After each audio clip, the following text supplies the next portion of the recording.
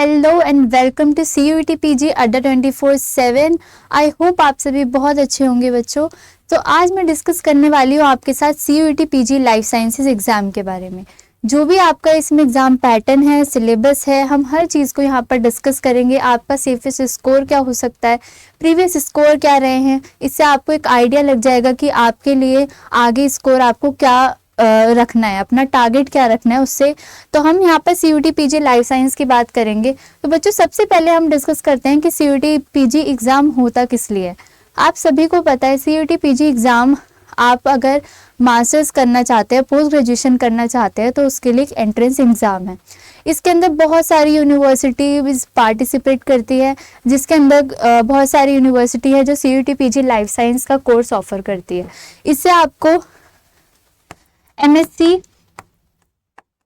Life science में आपको मिलता है एडमिशन। ठीक है, इसके साथ साथ भी बहुत सारी चीज़ें जो आपके लिए जाननी बहुत ज़रूरी है। अगर कोई भी बच्चा CUET PG लाइफ साइंस का एग्ज़ाम देने वाला है तो उसके लिए क्या क्या इंपॉर्टेंट चीज़ें जाननी आप लोगों के लिए ज़रूरी है, वो सब कुछ मैं आपके साथ डिस्कस करूँगी। एंड आप सभी को कोई भी क्वेरी होगी तो आप कमेंट सेक्शन में ड्रॉप कर सकते हैं। आई विल श्योरली मैं कंसिडर करूँगी कि आप जो भी पूछेंगे उसके लिए आपका जो वीडियो होगी या शॉर्ट्स होगा उसमें वो आपको सॉल्यूशन ज़रूर मिलेगा। ठीक है, लेट्स स्टार्ट। तो सबसे पहले मैं बात करती हूँ कि इस CUET PG लाइफ साइंस के एग्ज़ाम का कोड क्या है। तो बच्चों आप सभी को पता है कि लाइफ साइंस का कोड क्या है। लाइफ साइंस का कोड है आपका SCQP 17। ठीक है, अब आप सभी को इतना तो पता होगा कि इसके थ्रू आप MSc कौन सी में ले सकते हो, MSc लाइफ साइंस में आप एडमिशन ले सकते हो। लेकिन बच्चों इसके अलावा भी बहुत सारी चीज़ें हैं जो आपके लिए जाननी बहुत ज़रूरी है। वो ये है कि बहुत सारी यूनिवर्सिटी SCQP 17 के बेसिस पे अदर आपको कोर्सेज में भी एडमिशन दिलाती है। जैसे कि मैं बात करूँ MSc जूलॉजी, बॉटनी, अगर आप MSc बॉटनी करना चाहते हो, या फिर MSc माइक्रोबायोलॉजी। इसके साथ MSc बायोइन्फॉर्मेटिक्स,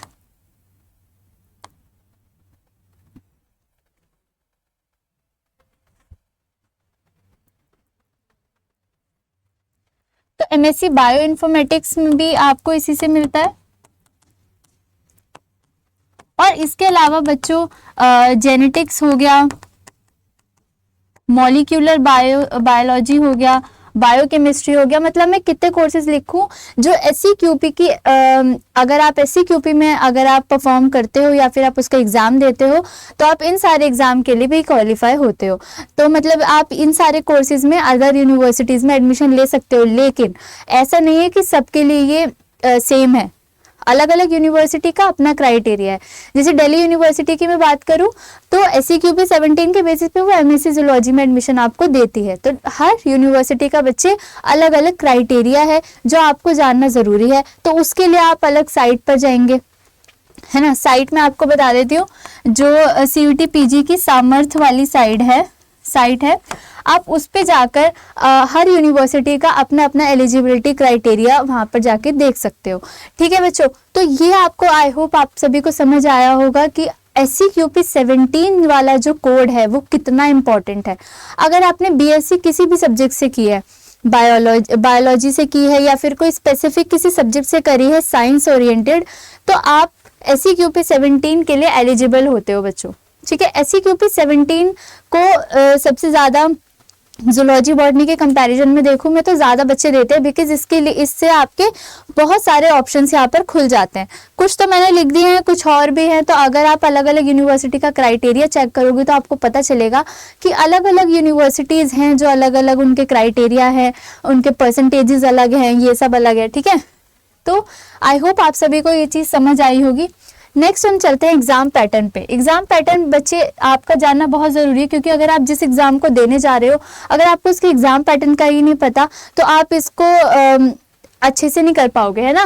तो सबसे पहली बात तो ये बच्चे कंप्यूटर बेस्ड होता है, कंप्यूटर बेस्ड टेस्ट है। जहाँ पर इसको सीबीटी मोड बोलते हैं। यहाँ पर आपको कंप्यूटर पे ही आपको अपना एग्जाम परफॉर्म करना है, ठीक है। उसके बाद इसमें एमसीक्यूज आपसे पूछे जाते हैं, मल्टीपल चॉइस क्वेश्चन। कई बार एमएसक्यूज भी किसी किसी एग्जाम में पूछे जाते हैं। एमएसक्यू में क्या होता है कि आपका मोर देन वन ऑप्शन यहाँ पर करेक्ट होते हैं, लेकिन यहाँ पर एमसीक्यू बेस्ड है, एक ही ऑप्शन करेक्ट होगा और कोई भी थ्योरी वगैरह आपको नहीं लिखनी है, कुछ नहीं करना है, आपको सिर्फ टिक मार्क्स करने हैं, ठीक है। तो यहाँ पर मैं बताऊं तो 75 क्वेश्चंस आपके आते हैं टोटल। पहले आपके दो पार्ट आते थे, पार्ट ए पार्ट बी। तो पार्ट ए में 25 होते थे, पार्ट बी में 75। जो पार्ट ए होता था वो जैसे जनरल अवेयरनेस हो गया, आपका एप्टीट्यूड वगैरह हो गया, उससे आता था। लेकिन जो 75 क्वेश्चन जो पार्ट बी में आते थे वो सब्जेक्ट स्पेसिफिक थे। जैसे आपने लाइफ साइंस चूज किया है तो उसके सिलेबस से आएंगे। लेकिन यहाँ पर क्योंकि अब वो पार्ट ए हट चुका है, तो अब आपके जो 75 क्वेश्चन आने वाले हैं वो सिर्फ आपके सब्जेक्ट स्पेसिफिक आएंगे, जिस भी एग्जाम को आप देना चाहते हो, ठीक है। आई होप ये आपको क्लियर होगा। तो बच्चों इसके लिए जो आपको ड्यूरेशन मिलता है 1 आवर 45 मिनट्स का आपको ड्यूरेशन मिलता है एग्जाम का, कि आपको 1 आवर 45 मिनट्स में आपको ये कंप्लीट करना है। बिकॉज पहले 25 क्वेश्चन ज्यादा थे तो वो 2 आवर्स का था, ठीक है। ओके, नेक्स्ट चलते हैं। करेक्ट करने पर आपको मिलते हैं बच्चों +4, ठीक है। जबकि अगर आप इनकरेक्ट करोगे तो आपका हो जाएगा -1, और अगर आप अनअटेम्प्ट किसी क्वेश्चन को छोड़ते हो तो उसके 0 रहते हैं, ठीक है। अगर आपको क्वेश्चन आ रहा है तो वेल एंड गुड, आप उसे जरूर अटेम्प्ट करो। नहीं आ रहा है तो आपके -1 होने से अच्छा है कि आप उसको अनअटेम्प्ट छोड़ दो। बिकॉज जो नेगेटिव मार्किंग होती है बच्चों, ये नेगेटिव मार्किंग कॉम्पिटिटिव एग्जाम में इसलिए रखी जाती है ताकि वो लोग उन बच्चों को चूज कर सके जो एकदम श्योर हैं आंसर्स पर, है ना, क्योंकि वो वहां पे क्वालिटी ढूंढ रहे हैं, है ना। थ्योरी वाले एग्जाम तो आप हमेशा देते आए हो, 4 लाइन में से 1 लाइन तो ठीक होती थी कि आपको आधा नंबर मिल गया। लेकिन यहाँ पर क्या है, अगर आपको आता है तो आपके करेक्ट है, नहीं आता तो आपको उसकी भी पेनल्टी देनी पड़ेगी यहाँ पर, ठीक है। तो 75 क्वेश्चन है, एक क्वेश्चन 4 मार्क्स का है, तो यहाँ पर 75 क्वेश्चन कितने मार्क्स के हो गए, 300 मार्क्स। तो यहाँ पर आपको 300 मार्क्स का आपको एग्जाम देखने को मिलेगा। तो बच्चों आपको अपने इसी वाले पोर्शन पर सबसे ज्यादा ध्यान देना है कि आपको मैक्सिमम करेक्ट करने हैं और मिनिमम आपको इनकरेक्ट करने हैं।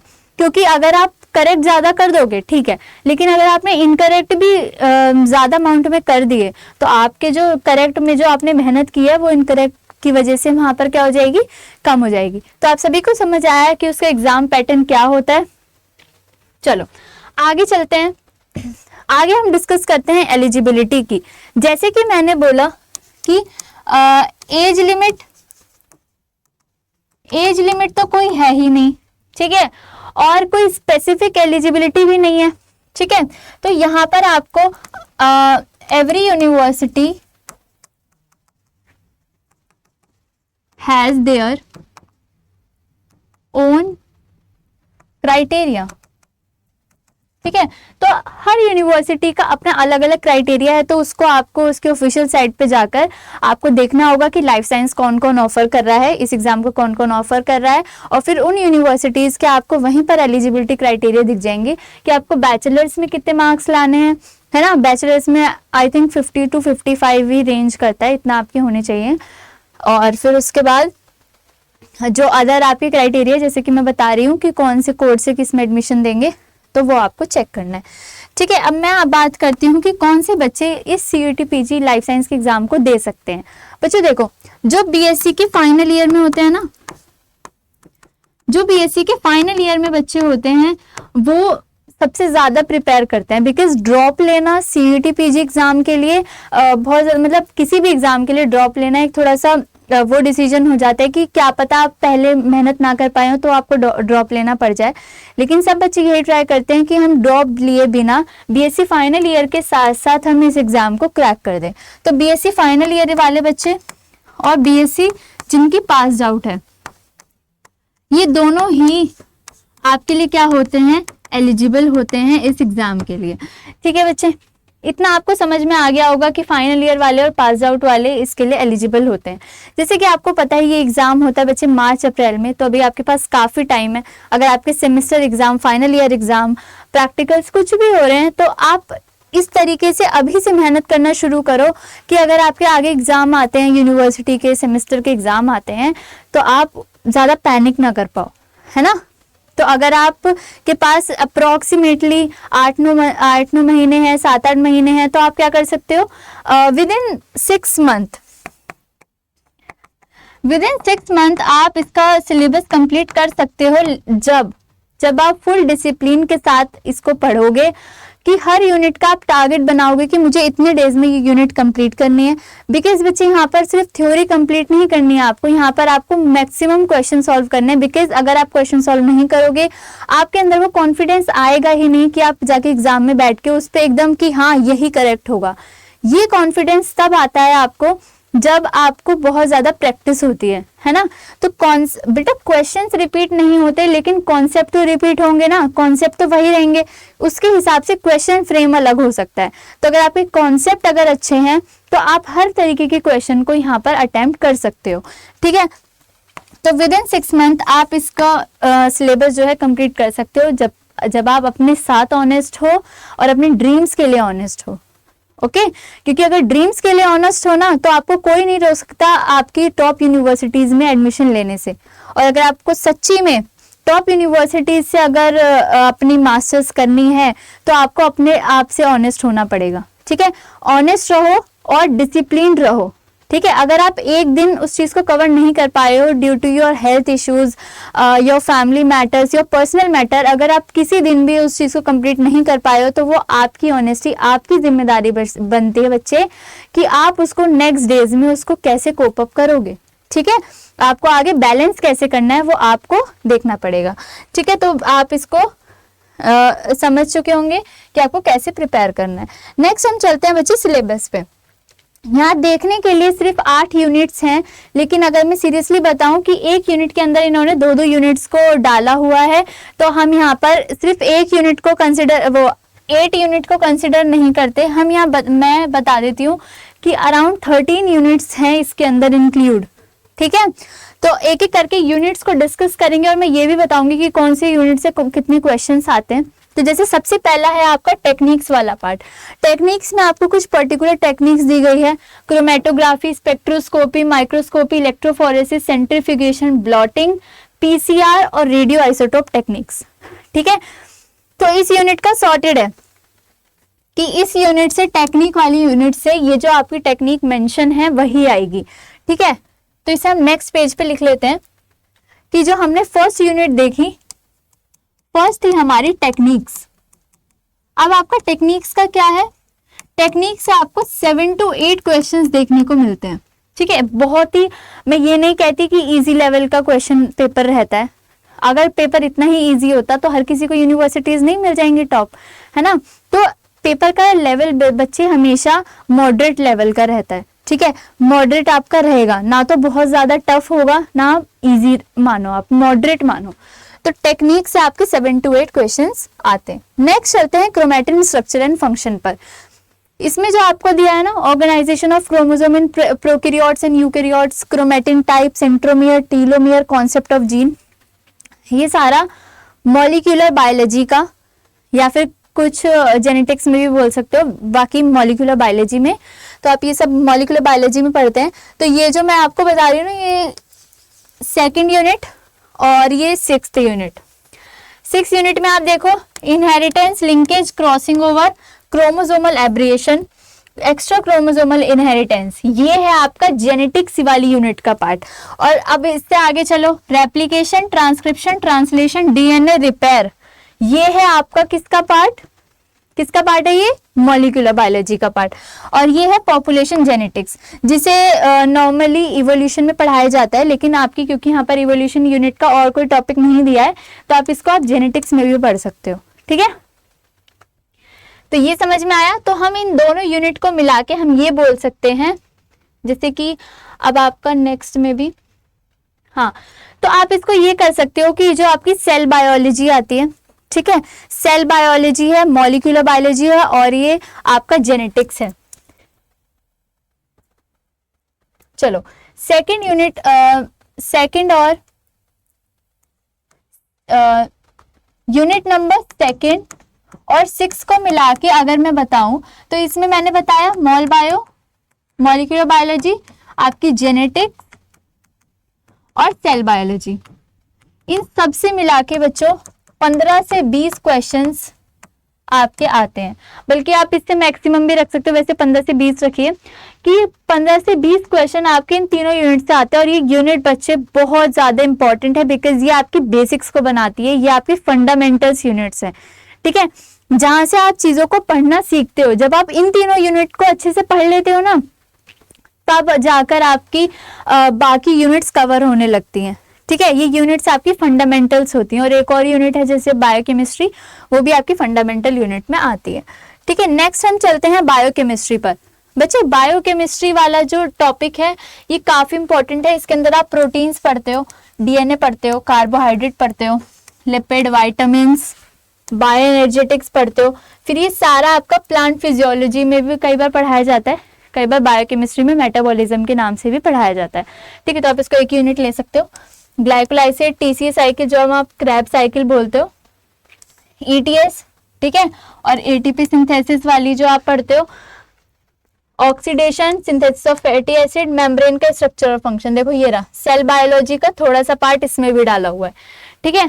तो जैसे कि मैं बता रही हूँ कि ये एक ही यूनिट के अंदर 2-2, 3-3 यूनिट्स की टॉपिक डाले हुए हैं, तो ये देखने में 8 है लेकिन ऐसा है नहीं, ठीक है। तो आपको पढ़ना तो बहुत सारा है। तो थर्ड हम लिख लेते हैं बायोकेमिस्ट्री। बायोकेमिस्ट्री से भी बच्चे आपके आप लिख सकते हो 8 से 9 क्वेश्चंस आपके बनते हैं इससे भी, ठीक है। नेक्स्ट चलते हैं बच्चे बायोटेक्नोलॉजी पे। बायोटेक्नोलॉजी में recombinant DNA technology, gene cloning और उसकी एप्लीकेशंस कहाँ, मेडिसिन में, इंडस्ट्री में, एग्रीकल्चर में, और प्लांट और एनिमल सेल कल्चर, ये काफी इंपॉर्टेंट टॉपिक है, ये भी आपका आता है। और इन्वायरमेंटल बायोटेक्नोलॉजी, ये जो आपका प्लांट और एनिमल सेल कल्चर है, ये भी काफी इंपॉर्टेंट है, ठीक है। तो हम इसको भी लिख लेते हैं बायोटेक्नोलॉजी। तो बायोटेक्नोलॉजी का भी आप वेटेज ऐसे ही लिख सकते हो 7 to 8 क्वेश्चंस का। चलो नेक्स्ट चलते हैं माइक्रोबायोलॉजी पर। माइक्रोबायोलॉजी में हम माइक्रोब्स वगैरह के साथ साथ ये जो यहाँ पर ये दिया है ना, माइक्रोब्स पढ़ना, bacterial reproduction, anti microbial agent, significance of microbes in industry and agriculture, इसके साथ ये सारा तो आपका हो गया माइक्रोबायोलॉजी का। लेकिन अब ये जो आगे दिया हुआ है ना, यहाँ से एंटीजन, एंटीबॉडी, इम्यूनिटी, वैक्सीन, ये प्लांट वायरस वगैरह तो माइक्रोबायोलॉजी का हो गया। लेकिन ये जो टॉपिक है antigen, antibody, complement system, immunity, ये एक आपकी अलग यूनिट है, दैट इज इम्यूनोलॉजी। अब ये उससे क्वेश्चंस आते हैं, ठीक है। तो माइक्रोबायोलॉजी और इम्यूनोलॉजी की अगर मैं बात करूं, यहां पर मैं डायरेक्ट माइक्रोबायोलॉजी लिख रही हूं, तो इसका भी वेटेज आप अपना 7 to 8 क्वेश्चंस का लगा सकते हो कि इतने क्वेश्चंस इससे जरूर बनते हैं, ठीक है। नेक्स्ट आ जाते हैं हम अपनी इंपॉर्टेंट यूनिट्स के साथ, जो कि है आपकी प्लांट साइंस और एनिमल साइंस। इसमें ये जो बच्चे प्लांट साइंस है, प्लांट साइंस में आप देखोगे ये जो है bryophyte, pteridophyte, gymnosperm, angiosperm, vascular system in plants, economic importance of plants, ये सब क्या है बच्चे, प्लांट डाइवर्सिटी का पार्ट है, ठीक है। जब डाइवर्सिटी पढ़ते हो ना उसका पार्ट है। जबकि ये फोटोसिंथेसिस, फोटोपीरियोडिज्म, वर्नलाइजेशन और बायोजियोकेमिकल साइकिल जो है ये आप पढ़ते हो प्लांट फिजियोलॉजी में, ठीक है। तो हम यहाँ पर जब हम प्लांट साइंस यूनिट को लिखते हैं तो प्लांट साइंस यूनिट में इन्होंने 2 यूनिट को डाला हुआ है। कौन कौन सी, एक तो प्लांट की डाइवर्सिटी को भी डाला है, जिसके अंदर हम सारे क्लासिफिकेशन वगैरह करते हैं। डाइवर्सिटी के साथ साथ बच्चे इसके अंदर आपको फिजियोलॉजी को भी डाला गया है। कौन सी फिजियोलॉजी, प्लांट फिजियोलॉजी। और इसका अगर मैं आपको वेटेज बताऊं तो 10 से लेके 12 क्वेश्चंस इस यूनिट से पूछे जाते हैं। डाइवर्सिटी और फिजियोलॉजी काफी इंपॉर्टेंट है प्लांट साइंस वाली। और सिमिलरली जब मैं बात करती हूँ एनिमल साइंस की, तो बच्चे एनिमल साइंस में जो इनवर्टिब्रेट और वर्टिब्रेट के कैरेक्टरिस्टिक बोले हैं ये आपका डाइवर्सिटी का पार्ट है, दैट इज एनिमल डाइवर्सिटी।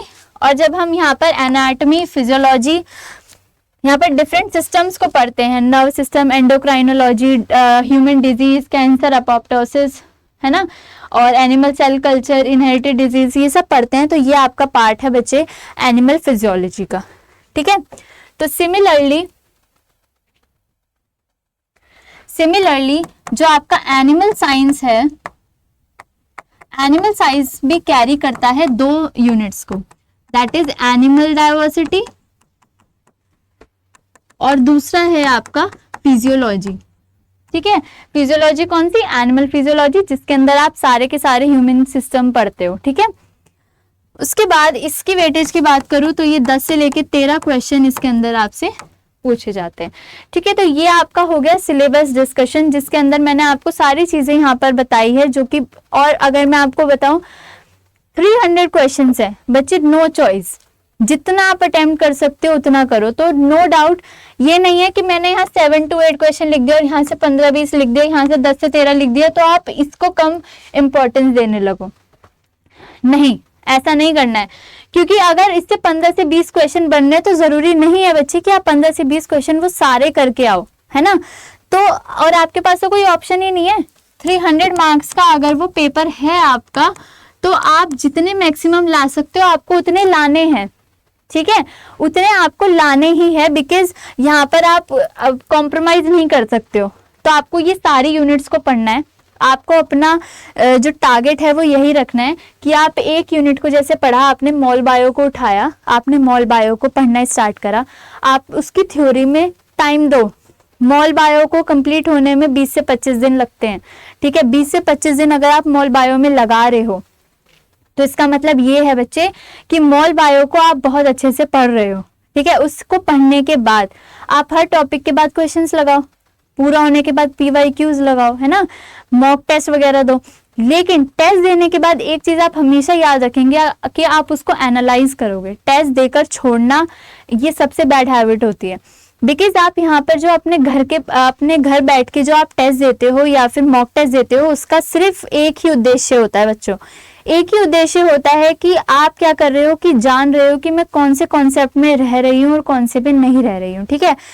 तो आप यही करेंगे। मान लो अगर आपका मॉल बायो का सारा पढ़ने के बाद 2 क्वेश्चन भी गलत हो रहे हैं, तो आप उसको एनालाइज करोगे कि कौन से कॉन्सेप्ट से हो रहे हैं, फिर जिस कॉन्सेप्ट से गलत हो रहे हैं आप उस कॉन्सेप्ट को रिवाइज करोगे, ठीक है। और एग्जाम टाइम पे आपको 1-2 महीना अपना छोड़ना है, जिसमें आपको सिर्फ रिवीजन करनी है। नए टॉपिक्स आप पहले ही कंप्लीट कर लो, लास्ट के 1-1.5 महीने में आपको सिर्फ रिवीजन करनी है और क्वेश्चन प्रैक्टिस करना है, ठीक है। तो आई होप आप सभी को सिलेबस के बारे में जितना जानना था आप सब कुछ जान चुके हो। मैं अपनी तरफ से आपको सब कुछ बता चुकी हूँ। नाउ हम बात करेंगे सेफेस्ट स्कोर का।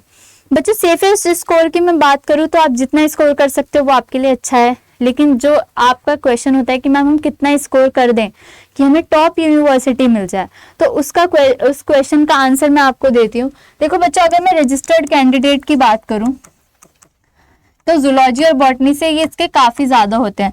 29,356 आपके रजिस्टर्ड थे, जिनमें से आपके जो अपीयर्ड हैं, जिन्होंने अपीयर किया बच्चों, रजिस्टर्ड ज्यादा होते हैं लेकिन अपीयर्ड थोड़े उससे कम होते हैं। तो उसमें आपके अप्रोक्स 24,268 आपके थे जिन्होंने अपीयर किया था इस एग्जाम को, ठीक है।